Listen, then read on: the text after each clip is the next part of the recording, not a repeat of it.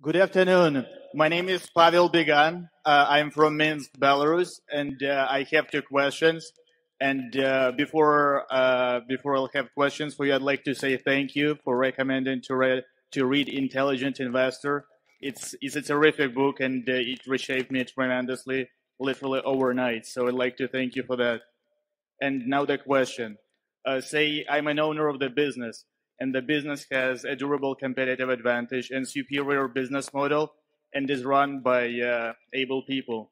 And then, I start noticing that basically management starts doing things which are far from intelligent.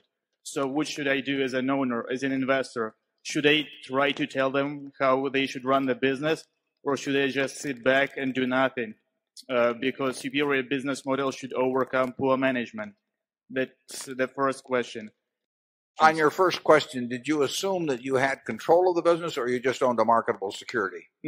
Yes, if I own, say, 20% of marketable securities. All right.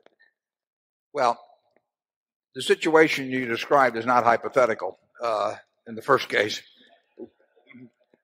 And I would say that the history that Charlie and I have had of persuading decent, intelligent people who we thought were doing unintelligent things to change their course of action has been poor. Would you agree with that, Charlie? Worse than poor. Yeah. So I would say that if you really think you're in with people that have got a good business but that are going to keep doing dumb things with your money, you'll probably do better to get out and get in with people who've got a good business and you think they're going to do sensible things with it. I mean, you've got that option.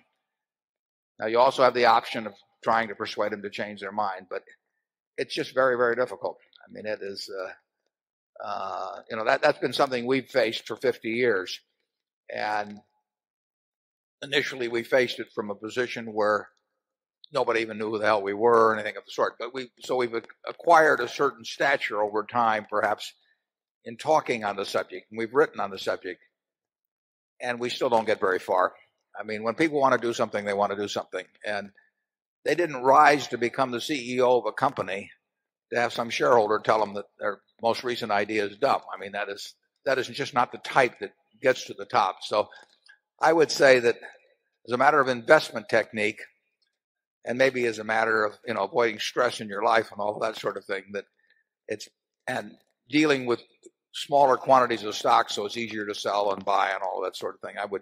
I would say that it's better to be in with a management you're simpatico with than simply to be in a great business with a management that's bent on doing things that don't make much sense to you. Charlie?